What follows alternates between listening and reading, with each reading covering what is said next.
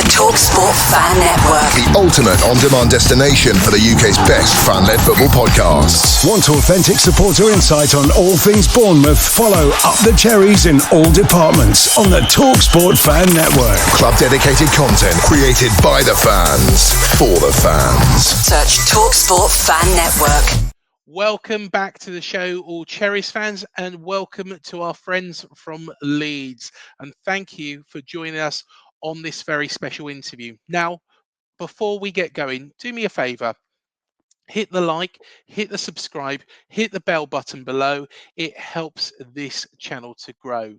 Also, a big thank you to our two sponsors. Firstly, Touchpoint Telecoms at touchpointtelecoms.co.uk. Please do get in contact with Mark and the team if you need your telephone system from top desk to Timbuktu. You know Mark will be able to sort you out, so do give him a call. And also a big thank you to our main sponsors, Dental on the Banks. If you need your teeth done, you know where to go at dentalonthebanks.co.uk. And keep an eye out for some current AFC Bournemouth players in the following video.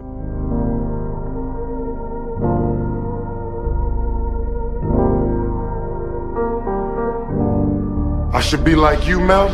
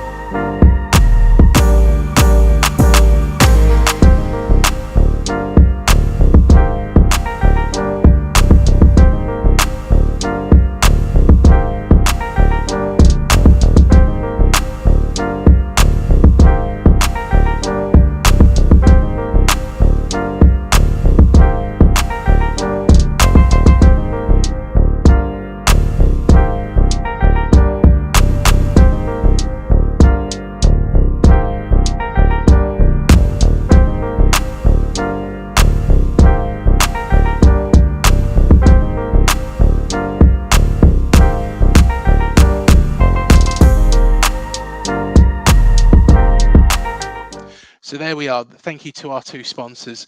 Now, we do have a very special guest on our show today. Now, our special guest plays bass for one of the biggest bands of the noughties, the tens, and today. A band who pretty much cleaned up the Brit Awards back in 2006. Their songs go from Oh My God, I Predict a Riot, Ruby, and there's so much more. Every Day I Love You Less and Less. I was going to break into song there. It is a pleasure to welcome on to Up the Cherries in all departments the bass player of the Kaiser Chiefs, Simon Rix. Simon Rix of the Kaiser Chiefs, how are you doing, my friend? Yeah, I'm good, thank you very much. Good. And thank you so much for joining us. We'll come on to your fantastic career with the band as well in just a moment. But there is no secret. You are a massive Leeds United fan. Let's start from the very beginning. How did you fall in love with the club? All right.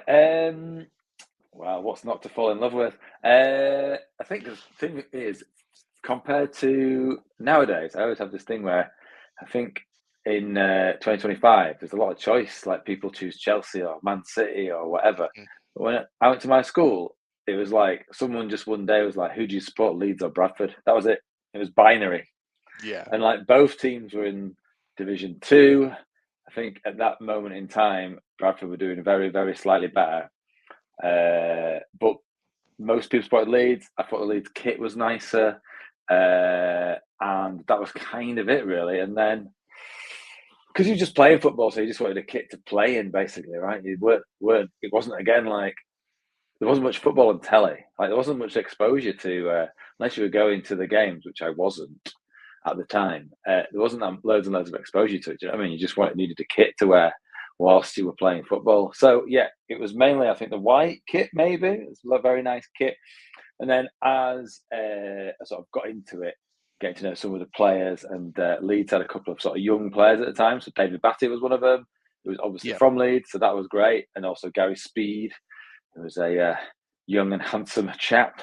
So I think those two as well, like, got me into, like, even though they were obviously probably quite a bit older than me, seeming like they were sort of young guys playing for Leeds.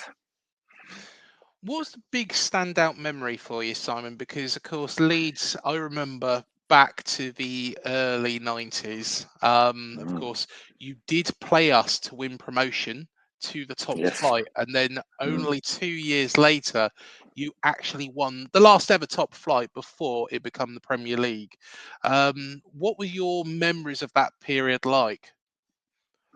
Yeah, good. So, like, as I say, so I started supporting Leeds and we were kind of languishing. And Billy Bremner was the manager as well, which was sort of like, that was a big deal in Leeds, obviously. And I didn't know much about it, but like, it being a big deal was what I knew. And then he got removed, and that seemed like a big deal to all the adults. And then this other guy came in, but then very quickly. So as I got to like high school, I guess, just before I went to high school, Leeds was suddenly very, very good, winning second division. And then, as you say, like, Howard Wilkinson was the last English manager as well to win the Division 1 as it was. Yep. And there was the parade and all of that jazz. So yeah, that was an amazing time to be a Leeds fan. And I always say this thing, which is quite funny, which is at that time, so I was like maybe 10 or 11 at that moment, and we won it. Or maybe a little bit older, actually, maybe 12. We won it. That seemed great. And then around that time, I obviously got into music quite massively. Yes. And I still followed Leeds, followed the results and stuff, but I was definitely less engaged with football generally, I guess. But Leeds were in Europe quite regularly, and they were sort of like not winning anything, but, you know, they were top 5, sort of, you know, doing well. And I definitely just thought this was just how it was in terms of, I'll just come back to it. Do you know what I mean? I'm doing other stuff. I'm spending my money on guitars rather than tickets and whatever. I still buy the kit and stuff, but I just thought that would last forever. Like, because I was young and naive. And then obviously it didn't last forever. So I guess when I started getting, you know, when I had some disposable income back again and I started getting back into it, was pretty much exactly when we got relegated from the Premier League. Yeah, and of course, you know, the relegation from the Premier League was a bit of a story like no other. You know, me growing up, you know, being a 1980s child, you know, watching football throughout the 90s and the early noughties, I always remembered seeing Leeds at the very top. And it was unthinkable that Leeds, after, you know, that semi-final against Valencia in the Champions League all those years ago, could fall into the second tier of English football. I want to ask you a very, very big question, Simon, and, you know, do forgive me for this. If Leeds had beaten Valencia that day and then gotten to beat Bayern Munich in that final, would that have secured Leeds in the top flight, considering the amount of debt that was building up? Well, I think that, yes, it would have done. The thing that did us in was the not qualifying, gambling on qualifying for the Champions League and not getting in the Champions League. And then, I mean, I don't know how much detail you know, but basically they'd taken loans against future season tickets and various other bits and pieces. And when we didn't get in the Champions League for 1 year, the people asked for their money back and we didn't have the money. So, and also I think the debt at that time was, I think it was 180 million. I used to know this stuff, but I've put it to the back of my mind, I think.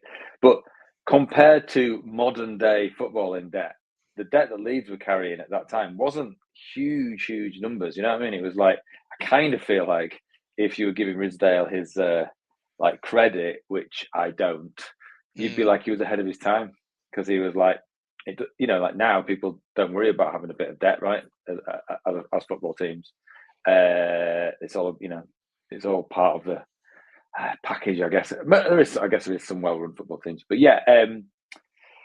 So yeah, just that missing out on the Champions League spot was the thing, and it was very, very close. And I think if you talk to a lot of Leeds fans, there was a couple of results during the season, a couple of refereeing decisions that maybe even VAR might have saved us if that had existed, because there was a couple of things that happened during the season, goals that weren't allowed that could have been, that would have given us the extra couple of points that we needed to qualify for the Champions League. So even if we'd have still lost to Valencia, because that was an amazing run, and no one really, that was, even though Leeds were a good team at that time, no one expected us to get to that point. I also think it's worth putting out there that it was the Champions League at that stage was like two groups. You did a group, and then you qualified for a second group.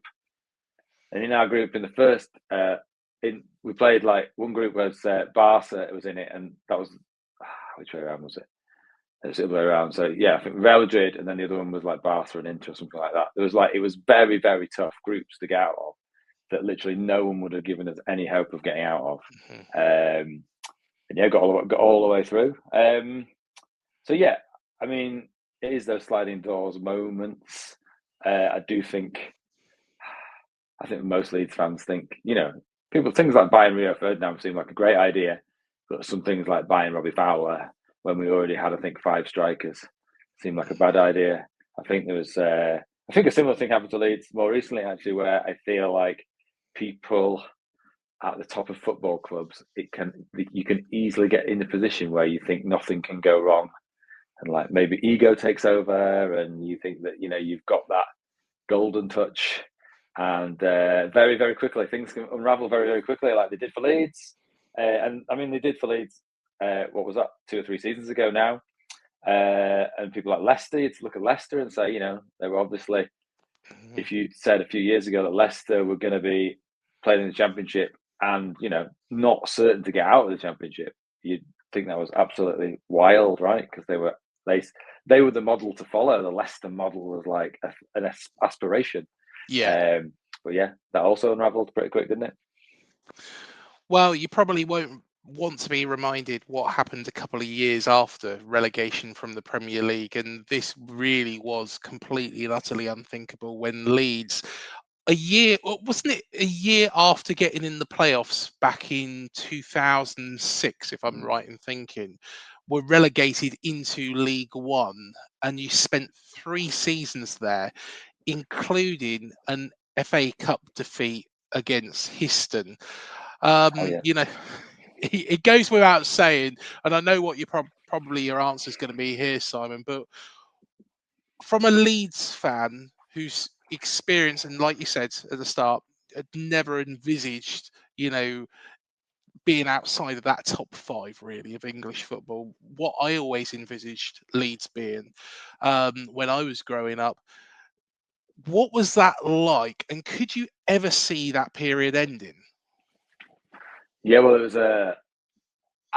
was a weird time, I guess, really. I think there's another sliding door moment where we got in that player final and then just didn't turn up. And I do wonder what would have happened if we'd got promoted that year, because it wasn't a great side.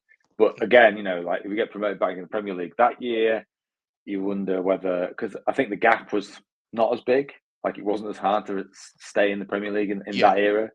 So that could have changed things totally. But as you say, we slipped out, and then we got put into into administration. So we started that first season in League One with minus 15 points.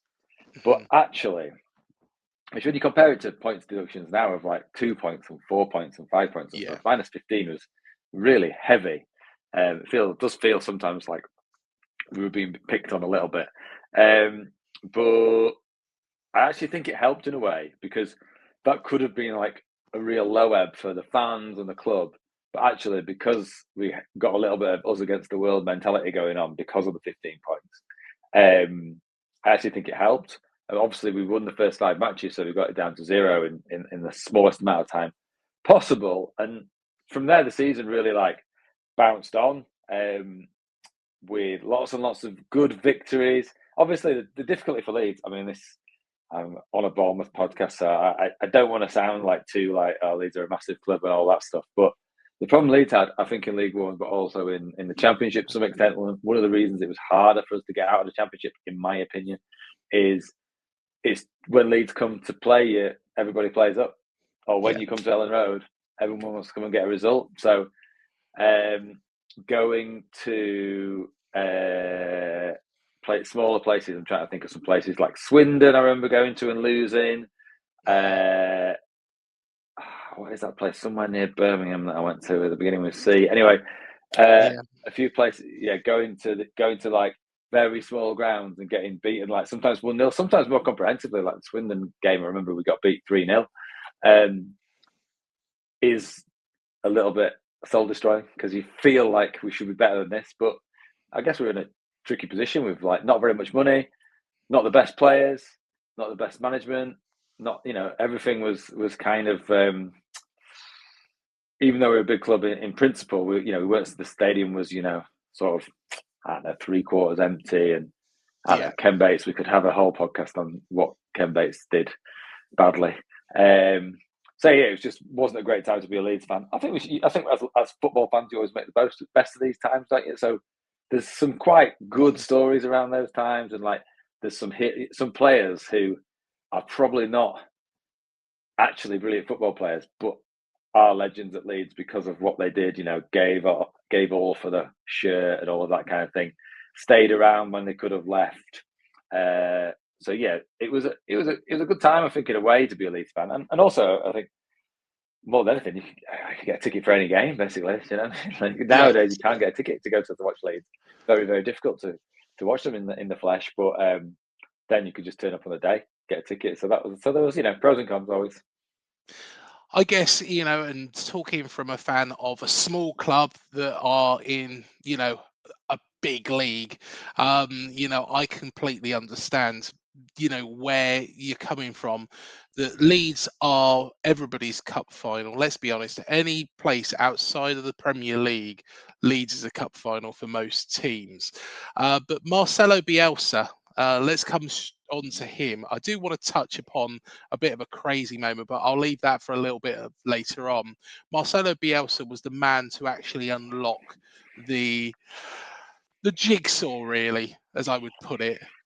There he is, the legend himself. To be honest, he could well have turned up at AFC Bournemouth as well, because there was talk about Marcelo Bielsa coming. Yeah. How did he turn this big club, a sleeping giant, a club that had been abused and, their fans had been put through so much, how did he pull it all back together to get you back to the top flight? I mean, he is very, very much going to always be a Leeds legend, even though he wasn't here for that long, really, in the grand scheme of things. Because he took a team that was really like we got to a point, Leeds, where we were just sort of finishing 14th, 13th, 14th in the Championship sort of every year. Every year there'd be a change of manager. Every year, February time, the playoffs would become a distant dream, And then we did have one season where Gary Monk was in charge, where he sort of, by playing a slightly different style of football, I guess, got us and we finished 7th, and that was a real big moment. But I think there was some investment in the club. The club started to sort of turn around. I think people could see that it's like, I don't want to say, it's all very corny, isn't it? But like sleeping giant and all that stuff.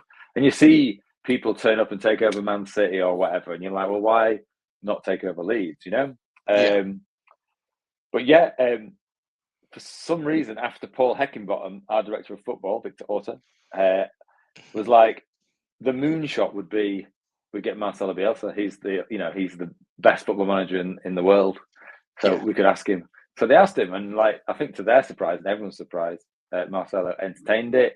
I feel like he, from sort of more getting to know him or whatever, from a distance, if you know what I mean. I think he liked the project. He liked the city. I think he felt affinity with the northern sort of working class sort of city that Leeds is.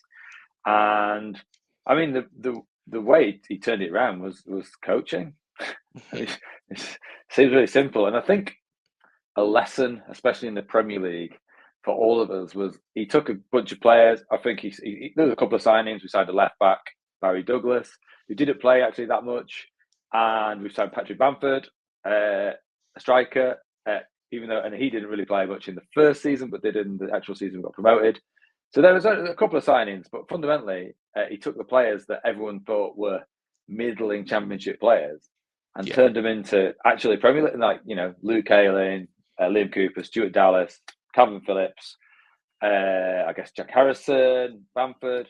He turned them into Premier League players from being sort of jobbing Championship players, by just coaching and diet and, you know, just being absolutely, I don't know, hard. I guess it was probably pretty hard on them, to be honest, for seasons and seasons, and just run and run, like they just ran and ran and ran like they were the fittest. I think the fittest any of them have ever been, you know. And I think actually the downside is it broke some of them forever in terms of, like, you know, say Bamford never getting fit again or whatever. But yeah, I mean, you got, again, I mean, the ultimate example is Calvin, who he took from being like a player from the academy that we all liked because he's from the academy, but I don't know if many people saw him being, you know, one of England's best players in the Euros. I think that would have been a far-fetched sort of thing to say. So yeah, but just, and it's what I mean about being in the Premier League, and like I think already the Leeds fans have forgotten, is it's always another player, isn't it? It's always like, well, I need another player. We need more depth in the squad, whatever, all that stuff. Whereas Marcelo was just like, these are the players, right? This is what we need to do, and then we'll get up. And like, you know, got, you know, a lot of the sort of youth players and stuff had quite a small squad, and would, if we had loads of injuries, he'd just be like, this youth player can do it, stick him in. It was kind of remarkable, and I think more teams do the man-for-man marking now, and more teams sort of do more Bielsa-y things. I guess it's Pep things as well, isn't it? But and Pochettino and Ange, I guess, do some similar things. But when we'd sat and watched Leeds, you know, the season before, and, you know, we sat down to watch, it was Stoke. First game was Stoke at home. And you're like, okay, well, it's the same players. You know, we'd seen some pre-season, which was weird, and he played players all over the place, so that gave no perception of what was happening. And yeah, we sat down and in the seats and like played Stoke, and everyone was just like, what? Like, what's going on? Like, we've got the ball and we're amazing, and when we don't get the ball, as soon as we don't have it, we get it back. It was like nothing we'd ever seen at Elland Road ever before. So it's pretty remarkable. I'll hide him now. Well, I'll tell you what, seeing as we are mentioning Bielsa, of course, Andoni Iraola played under Marcelo Bielsa at Athletic Bilbao, and he's seen as a bit of a student of Marcelo. What do you see in Iraola's style that you saw in Bielsa? Do you see similarities between how Bournemouth are playing and how Leeds played back then? Yeah, definitely. I think it's. But I think, as I say, I think it's more prevalent now. I think that one of Marcelo's problems, to not quite answer the question, was that he had a system and he stuck to it, and it got a little bit found out with the man for man, and maybe could have just adjusted slightly or whatever. But his thing is always just like, do the plan, and if the plan doesn't work, sort of do the plan some more. Whereas I think, Iraola, Pep, and people like Pochettino have just tweaked it slightly, so it is a little bit more what's the word, a little less like, even though you're losing 3-0, still attack with all of the gusto as if it's 0-0, you know.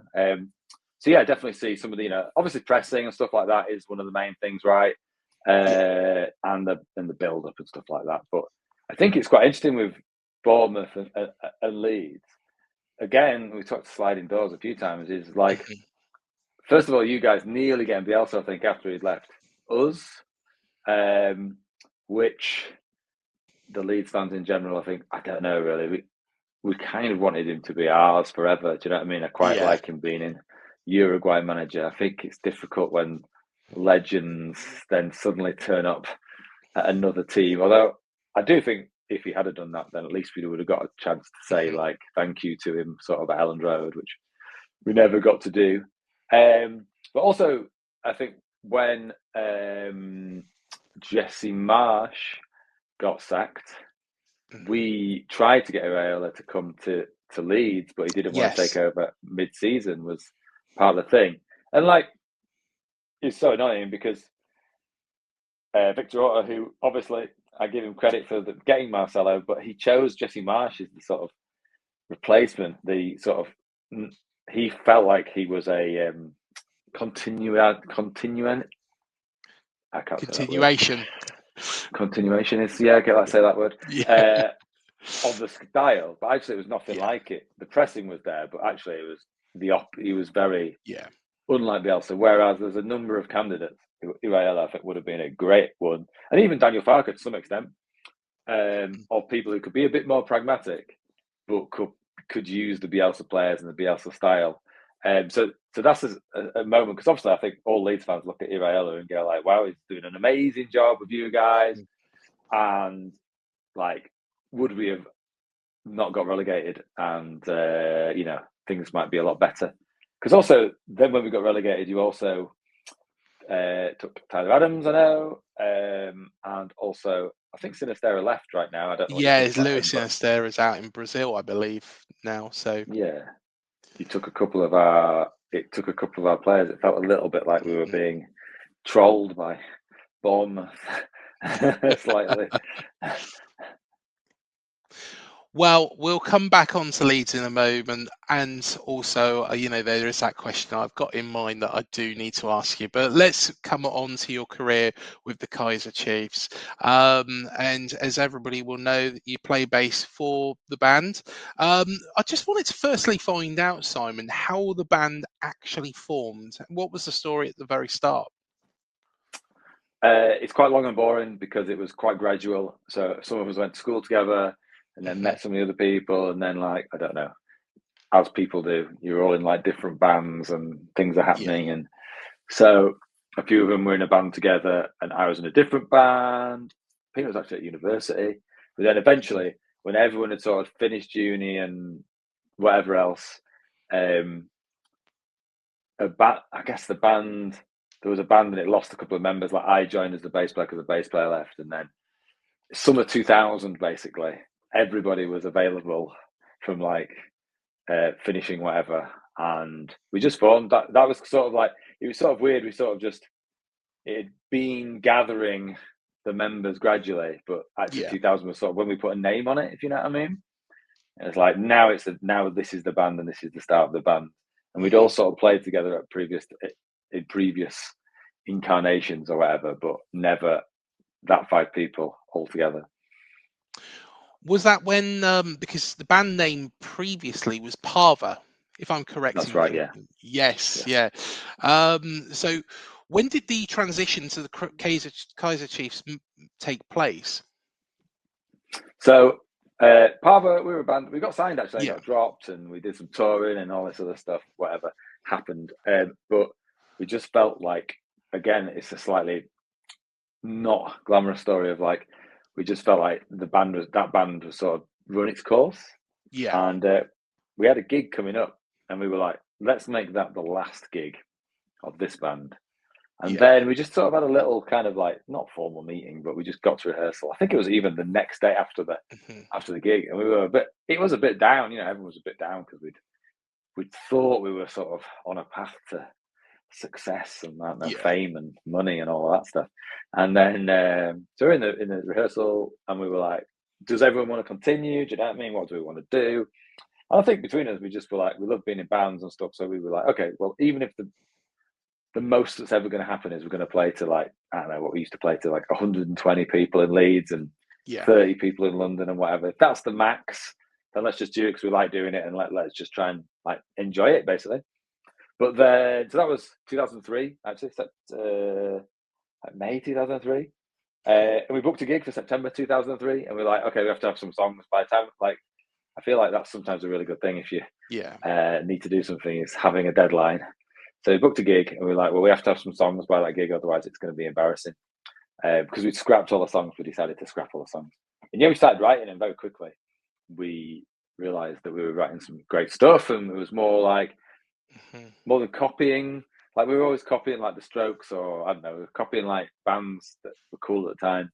And because we were sort of decided to just do this thing for ourselves, I guess, we were just writing like songs that we were into, but actually we sort of realised they were pretty good, and we did the first gig, and we were like, okay, this could be serious. We were getting some really good like feedback from audience and some industry people as well. But then the rest we just carried on. I do understand as well. I've heard all of your albums as the Kaiser Chiefs. However, I understand that you also released an album as Parva. I've never seen it, never heard it. Have you re-released any of the material? I'm just looking to see if I've got it in arm's reach. Is that it? No, that's not it. I haven't got it. So it didn't actually get released, is the answer to the question. We recorded it. It was finished. We released some singles. They even made the CDs. So the CDs are out there. Yeah. They even made the CDs, and then it just didn't get released. And it was we had like, I don't know, maybe like 6 or 9 months after we got dropped. Mm-hmm. We got the Alan Partridge moment of we were like, do you want to buy your CD stock? Otherwise, it's getting pulped, basically. It's going in the bin. And like, we couldn't actually afford it. Like I guess they just threw away a load of CDs because we were completely skint, so we couldn't afford to buy like a few £1,000 worth of CDs. That was not on our list of things to buy. It's quite a sad sort of thing, really. But I always see that sort of period of time like a bit like, I guess, giving a football analogy, like a young footballer goes on loan and that they learn like, I don't know, about playing football, like not being in the 21s anymore, playing proper football, but slightly out of the everyone out of eye line or whatever. Yeah. And that's what we did, really. We got to make an album and be in the studio. We got to do some touring and just generally be in a band and work out what you're meant to do and how you do it and all of that stuff. There was pressure from us and whatever, but in the end, there was no pressure because it didn't go anywhere. And it meant when we started Kaisers, we started at like, I don't know, 3 or 4 rungs up the ladder. Like we knew what we were doing, and we had some contacts in the music industry. Like we had an agent who was booking us gigs in London and stuff like that. So it was just a bit of a stepping stone that really helped on the way. Have you reused, of course, I've heard all the albums, but have you reused any of the material from that album, from Parva, or have you left that as it is? It's a great question. We went back to a couple of things. So what's on the album? Actually, I mean, it's a great question to ask right now because we've just re-released Employment, the first album, like a deluxe version, double album and triple CD, which everyone can buy from the shops. Like, I wasn't here to do that, but on that, we put a Parva song on because there's a song, Don't Get Me Wrong, which we think is a really, like, we're talking about old demos, and on there's loads of demos, and there's a couple of songs that people haven't heard, and there's like lots and lots of content. But we wanted to find a couple of things that like were completely never been released. And so we're looking at all the Kaiser stuff, and as I say, there are a couple of Kaiser's things. But then actually, we felt like there was a Parva song that was kind of better, like in terms of like better quality songs. We were like, well, we prefer to release this, even though it's not strictly Kaiser's. Stick this on because we think it's a better song than giving people like a half decent, not really finished song that is actually Kaiser's. But so that's on that sort of that re-release, which is good. And then we did a couple of things like the song Run Again, which is actually the band before Parva, which was called Runston Parva. Song Run Again, that was a B-side on one of the songs. And then we used to play a song, Put Me on the Cover of Your Magazine live, because it was punky. So we've gone back a few times and just for fun stuck a few things out there. But on the whole, we left a lot of stuff behind. Well, I'm going to have to buy Employment again in that case, Simon. So there we are. That's on the shopping list. Unless I can manage to find a copy of this Parva album, I will be eBaying. I'll be looking on there. I tell you what, just very very quickly as well. I don't know if this story is true. I remember it from years ago, but with regards to the name of the band, Kaiser Chiefs, is it true that it's got that Leeds connection, and what actually is the connection? It's just Lucas Radebe, really. So he was captain of Leeds Mhm. in, I guess, that early 2000s, late 90s period when we were like around forming the bands and all of that stuff. And yeah, his previous team in South Africa, the team he Yeah, came from, were called Kaiser Chiefs. And we just thought it was a cool name. It's actually to do with the part, like, so when we were in Parva, you'd yeah, be in like a nightclub hmm or gig or whatever, and you'd be talking about the band or whatever, and you'd be like, "Oh, I'm in a band," and you'd be like, people would be like, "What's the band called?" And you'd say Parva, and they'd go like, yeah, "What?" Like they couldn't understand it. So when we were going to change the name, we were like, "It's got to be something that's really easy to say, and people will be able to remember it." And so we thought this name was cool, but also we thought, I don't know, they're two words that people already know, but they're also a hmm bit weird. And it sounds like it's like king or chiefs or whatever in it. So it's like strong. So we liked it for that reason as well, just because you could be in somewhere and shout Kaiser Chiefs in someone's ear, and they would definitely know what you were saying. So yeah, that's a weird reason to have a band name, isn't it? But that is part of it. I'm guessing you was highly influential in the choosing of that name, or was it your idea in the first place, Simon? No, no, someone else's idea in the first place, but Oh, okay. I was aware of the history. They sort of Yes. just plucked it out because they thought it was a cool name, like I say. Mm, And I was like, because we'd honestly, it's quite interesting because it's pre like texting and pre like WhatsApp and whatever, obviously. So if we wanted to talk about stuff, we just get the pub. yeah. We were always in the pub, which is, I mean, a great times. What a time to be alive. Yeah. But we'd be just in the pub for night after night after night, writing down band names, hmm band names, band names, band names, band names, band names, like terrible band names. And then one day, someone said, "What do you think about Kaiser Chiefs?" I thought about what do you think? I saw this name, Kaiser Chiefs, as a football team. And I was like, "Oh, right. Well, it's where Lucas came from," and I liked it. It seemed like fate in some way. Like, it seemed like this Yeah. name was presenting itself to us, and there was a reason. It wasn't just a random Yeah. name. There was a reason to have it. So yeah, so that kind of cemented it really. So much as love Lucas, it was like it was floating about anyway, and it was more that it cemented it as why we should take it as a name. Yeah. Well, I honestly can't believe it's been 20 years since I've been at university. And of course, employment was a big part of my university days, listening to that album. It's a great album with the start of it, with Every Day I Love You Less and Less, through to the song that was adopted by Leeds United fans and even the club themselves, I Predict a Riot, to the likes of Oh My God.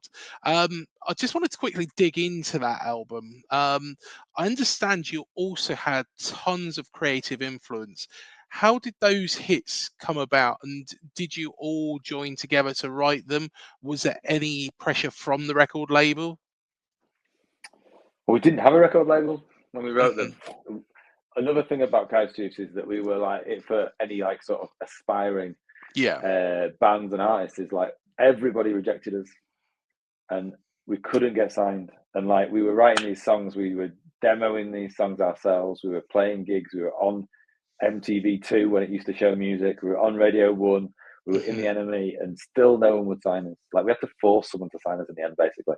So yeah, there was no pressure from the record company, but only from us really. And we were just after that initial stage I talked about where we sort of were like, it's for us. I think actually when we worked out that there was a chance that these songs were great, and every time we played a gig, the audience was growing, and we were supporting, and we were sort of Yeah. supporting sort of bands that were really buzzy and stuff at the time.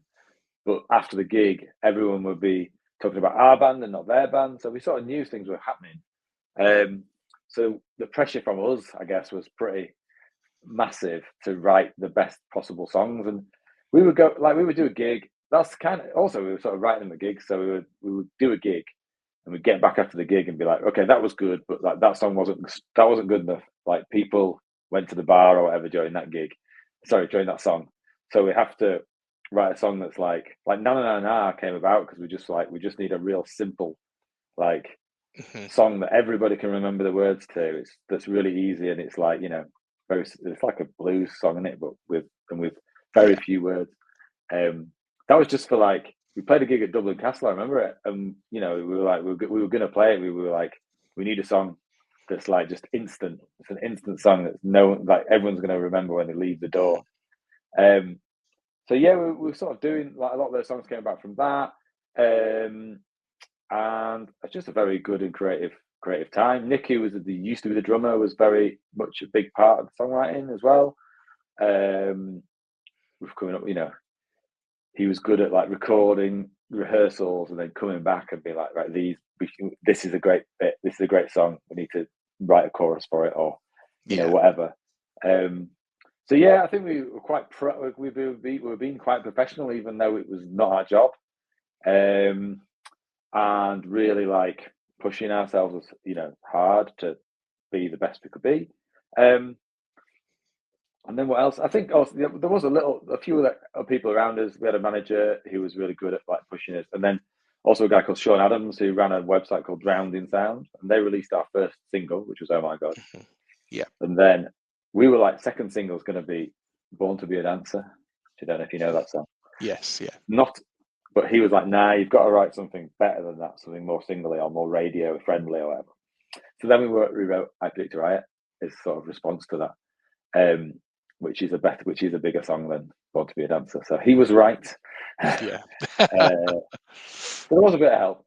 But yeah, I think it was just, we were just in a really good place, and we were like, we all had jobs that meant we could be we were 100% committed to the band. Like I would like go to work, then in the middle of the shift, go to rehearse, like go to band practice or whatever, and then go back and do rehearsal, or we'd be working and then get in a van and go to London and do a gig and get back and go to work. You know, it was mad. But it was like all of our life. Like I guess with the pub thing, I was saying like the pub thing earlier on. Yeah. I basically think I was either at work, which I worked at a venue, so it was music stuff. I was in the pub with people talking about the band. I was at rehearsing for the band. I was at a gig with the band. You know, like it was like every second of the day was basically being in a band. What I did realise, you know, and looking back before we actually did this interview, was that from that album, none of the songs actually went to number one. Considering how much of a iconic album that is, and you know, the iconic songs, I Predict a Riot, you know, everybody knows that song. Let's be honest, Simon, everybody knows that song.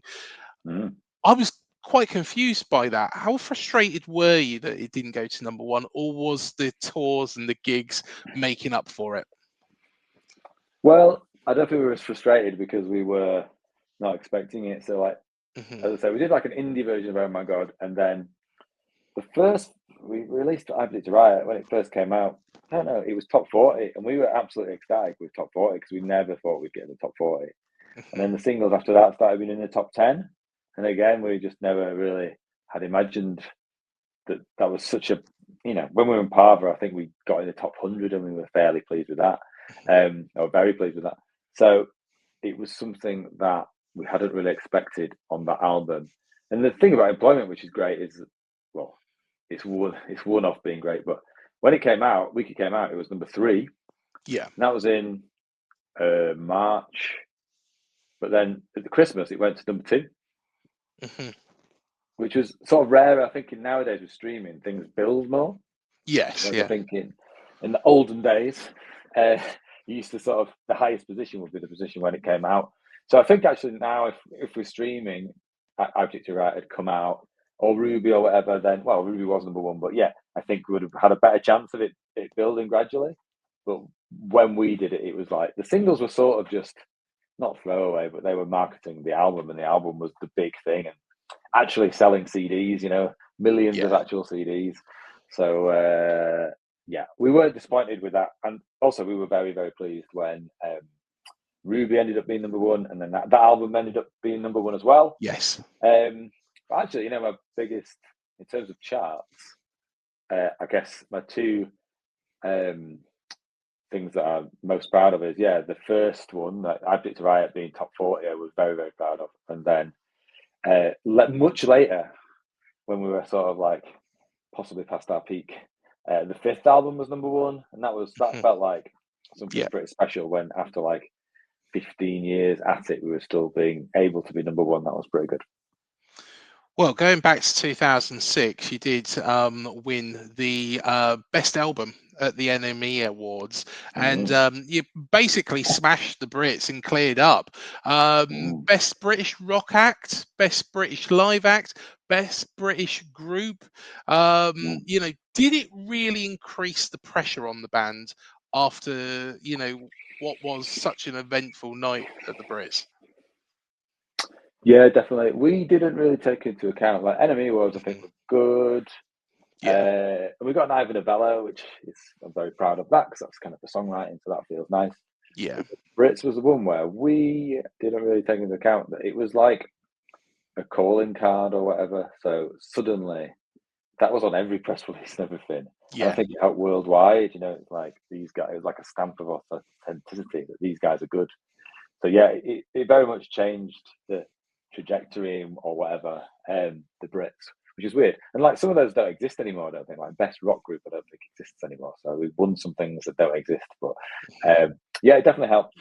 I think the pressure was there anyway for the second album, because the first album had been such a sort of massive success and sold such a lot of copies, and we were playing bigger and bigger gigs. There's always going to be a lot of pressure on that, especially on that first single from the second album.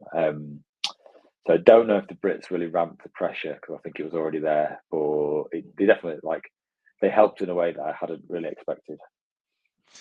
Well, you did mention their gigs, and the big gigs did come thick and fast.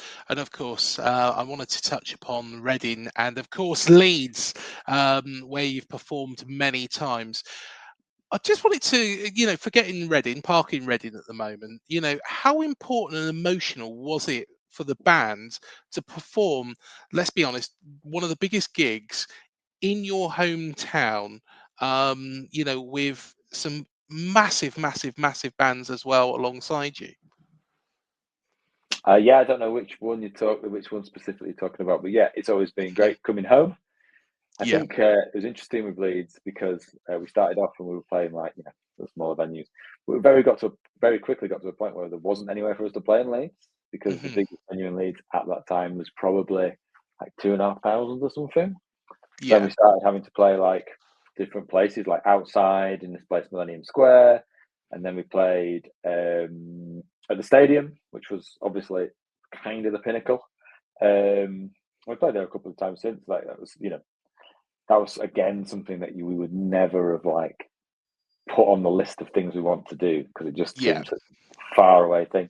But Leeds Festival was always good. I always felt like we had a real unfair advantage when we played Reading and Leeds, because we would play we played lower down the bill a few times, and that was always good.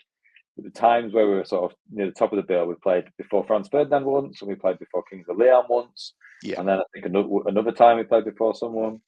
But I remember particularly with those two, we had really good gigs in Reading, and we have never really suffered. I know Reading's not London, but we've never really suffered from that London crowd thing in London. We did a gig in London the other day, and it was really, really good, and one of the best gigs on the tour.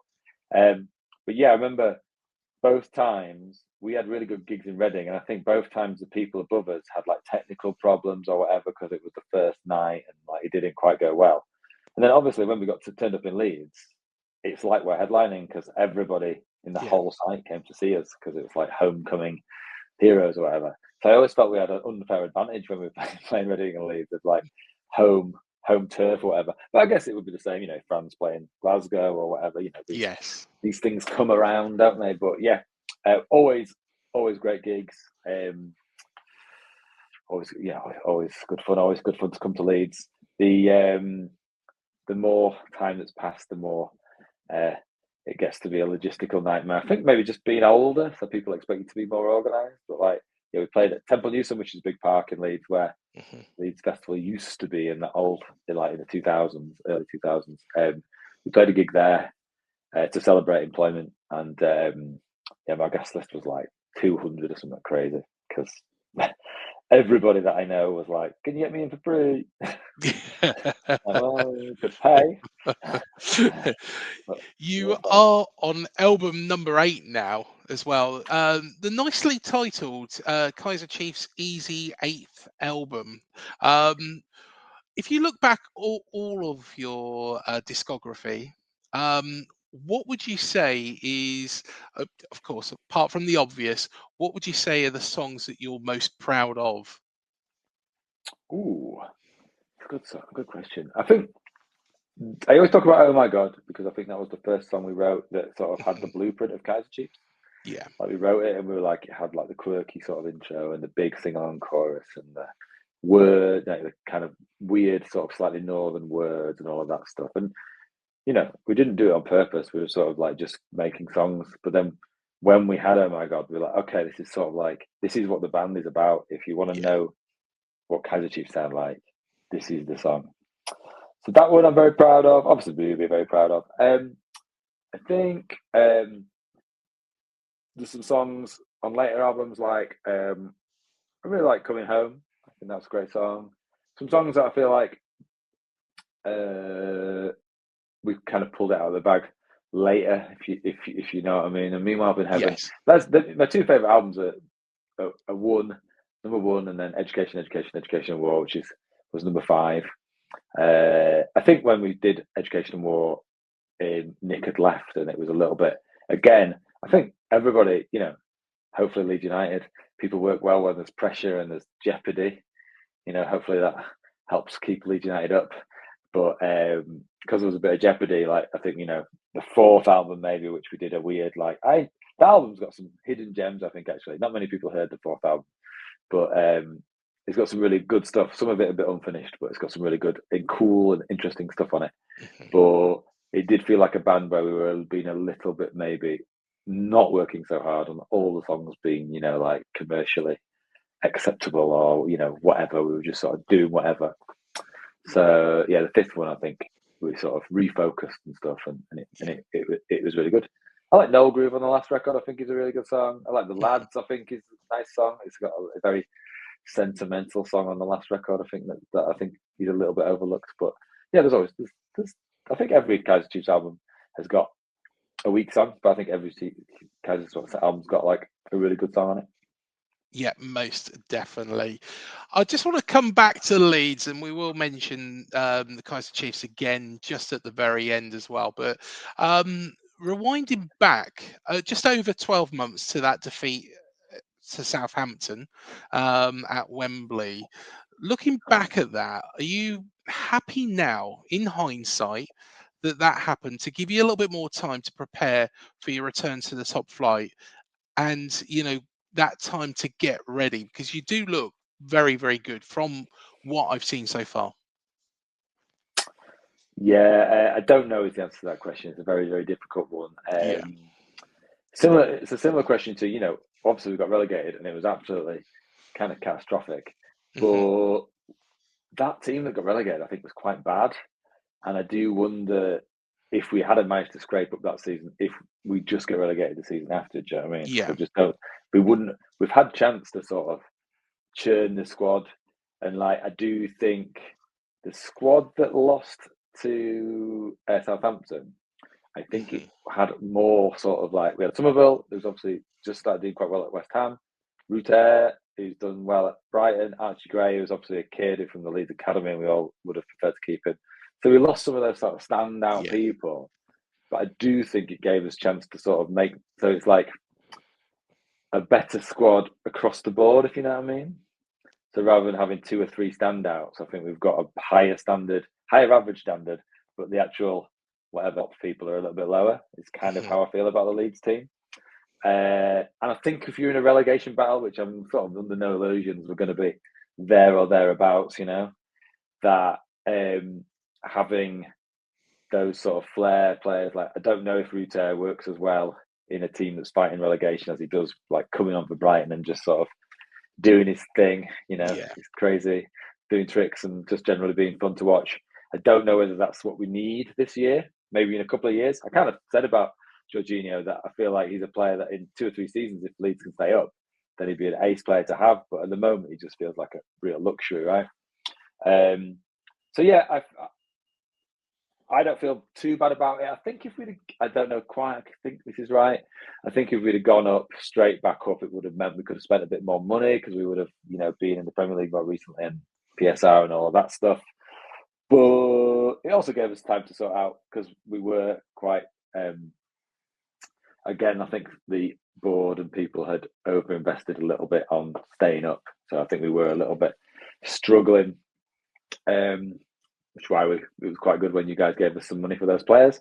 But yeah, in general, I think. What do I think? Do I think it's better? I mean, my honest answer is I'd prefer to be in the Championship always because, it's better and we win all the games. Yeah. I think some of the away days are, it is. I think it's good vibes in the Championship. You're still playing some big teams. Sometimes you're playing some smaller teams, but it was really, really good fun. It has always, in those since Bielsa took over, all those Championship years where we're, as I say, winning a lot and you get a real good, camaraderie with the players and all of that stuff. I love all that. And getting the Premier League, it's we've had 4 games so far and we've scored 1 goal from a penalty and it's just going to be a grind. So part of me is could have stayed down, but then I think the longer you're down, then you can't afford the good players, and then it's all bad. It's all bad news. Well, so far it does look like Fortress Elland Road again. How important is the home form going to be, and making it to be a cauldron that teams fear to visit? Yeah, it's super, super important. I think Daniel Farker sort of mentioned it quite a few times in pre-season that making the keeping the home ground or somewhere where it's very hard to beat us or we want to win those games is the way we're kind of going to stay up. Yeah. I think they've kind of pinpointed, they've earmarked 10 wins or something. They've got 1 so far as being the number they need, plus some draws and stuff to stay up. So yeah, the Elland Road stuff. I feel like we went away a couple of times. Obviously went to Arsenal, that didn't work out at all. But at Fulham, I think was the game where it looked like we were going to grind a 0-0, and then they got that very, very well. We gave them a very, very late winner. But that seems to be the strategy is try and be 0-0 away from home, try and be 1-0 or whatever, 2-0 at home. Whether or not that will work, or whether or not it needs to be tweaked throughout the season, it's fairly early days. I think you have to wait until 8 or 10 games have gone before you start really taking too much on board. Because after the first few games, I think all Leeds fans were pretty happy. But then after realism starts kicking in, then we'll see where we go. If you had to predict where Leeds are going to finish this season, what would you put? Where would you put your money at the moment? Yeah, it is tricky. I do think this year there are some worse teams so far. Mm-hmm. That was what it was all about. When we were coming up, I kind of said it's not really about Leeds. Leeds have to be solid and consistent and try and get 30 odd points, right? Try and get try and get a point a game. Try and get 38 points. Yes. But then looking at last season, even if Southampton or Leicester or Ipswich had got that about a number of points, actually Man U and Spurs, even though they were terrible, they still had, I think, 39 points, 40 points, I think. Yeah. But so even if those guys had done better than they did, which they did terribly, they still probably would have gone down. Mm-hmm. So it's also about someone else having a stinker in the way that Leeds and Southampton and Leicester and teams do it. That season where we went down, all those teams, it was unexpected that they went down. So it can happen. And I feel like Wolves is an obvious doing terribly side. West Ham and the fans seem very unhappy at West Ham there, and they with Graham Potter. Yeah. I think they'll get some form at some point, but whether it'll be, whether they could go down, I don't know. It's difficult to see. And obviously the other newly promoted sides might, go down as well. So it's about 3 other teams doing worse than Leeds. So I do think it's going to be 16th or 15th. Is like, it's really depressing, to be fair, when you're talking about the top 5 stuff of previous eras. That, like, again, for like an example for being in the Championship is like when the aim at the beginning of the season is finish 15th and everybody's is happy. Like I said, Leeds had a bus parade around Leeds, and it was wild scenes, and I can't remember how many, like tens and tens of thousands of people on the bus parade. And even we went, actually, when we won the league, we also went down the south coast again to Plymouth that time, and there were tens of thousands of Leeds fans in Plymouth celebrating, going up and everything. I'm like, if we finish 15th and stay up, do you have a bus parade? Because it's the same thing. Yeah. The result is the same. But it just feels such a lot less good. So yeah, anyway, answer the question, which could have been short. It's probably like 16th, I guess, would be great. Yeah, to be honest, I'm with you on that as well, Simon. The Championship, when you do get promoted out of the Championship, 2015, that was absolutely unbelievable. I just wanted to quickly finally round up with the Kaiser Chiefs. And of course, you are off on your more employment tour in February. You are going to be visiting the BIC on the 26th. What can we expect? Well, it's a very good show. We've done it a few times, and I really enjoy it. But also, the crowd seems to get into it. We're doing employment in full, so it needs that. It's quite interesting because usually I write the set list, and usually you sort of try and take people on a bit of a journey.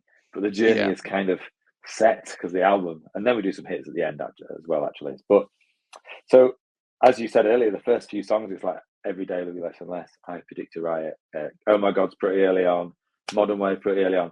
There's a lot of like hard hitters early on, so you've got to get everybody going early on. Otherwise, it can be a long hour or whatever. But it's nice, and like people seem to enjoy hearing some of those songs that maybe we haven't played for a bit. Like I really enjoy playing a song called Caroline Yes. It's very powerful, and I enjoy it. And I want to be a dancer and some other songs as well. So yeah, it's a good. I think it's. I would say this, but I think it's a good night, and it's a very different sort of Kaiser Chiefs experience, I think, where we're sort of doing something a little bit more artistic than just getting on stage and bashing out all the hits from all the eras. And I try and keep it quite. There's a couple of newer songs, but I try and keep it. Even when we do the hits, we do sort of older stuff. So it's quite a night to sort of remember being at university or wherever you were first time round. So. Yeah, it's been good playing it, and that's why we're doing more of them. And I look forward to it. We always have a good time in Bournemouth. Play quite a lot of times at the Vic in the career now. So yeah, look forward to getting back. Good stuff. Well, I will see you there. And also, what is next on the agenda is album number 9 being created. Have you created it? No, it's very much not created. Oh, okay. But not in a bad way. I feel like Easy 8th was called Easy 8th because we found that like the couple of albums before that were pretty stressful to make for a lot of reasons, and we were like, can we try and do this in a way that's doesn't send everyone grey or make everyone's hair fall out and make everybody angry? Like, can we just do it in a bit more of a nice way? And so we tried, and it worked to some extent, but I think this year we just all enjoyed like doing the gigs and playing the old album, and I've definitely I think reassessed some stuff, learned some stuff from playing the old songs and all that. So yeah, I feel like this time I sort of wanted a bit of a reset, and rather than make an album because it's what we had to do, like everybody be ready and enthusiastic to making a record, which I think is just about happened. So we should get on with it this autumn. Cool. Good stuff. You heard it here first. Simon, it has been a real pleasure welcoming you on. Thank you so much for joining us. And do pass on my best regards to the rest of the band. See you in February. And looking forward to seeing what you come up with next. Nice one. Thank you very much for having me. And hopefully no luck to Bournemouth at Elland Road, but after that you can do well. That's fine with me. Yeah, no problem. Well, thank you so much, Simon. It's been a pleasure. And thank you everybody for joining us. Remember, hit the like, subscribe and the bell button below to be alerted to any new videos that we do here on Up the Cherries in all departments. Do go check out all of our previous interviews as well. We have had the likes of the Happy Mondays, Ocean Colour Scene, Dodgy, 5, Hard Fire, the Blue Tones. Who have I repeated twice? Kasabian. There's even more out there. So go check out the interviews tab, scroll through, find something you like, and go watch it now. Please do go down in the comment section below, where in the description below, where you will be able to find a link to purchase your tickets for the More Employment Tour, and of course that gig date on the 26th of February. But from me and everybody here at Up the Cherries in all departments, thank you for joining us.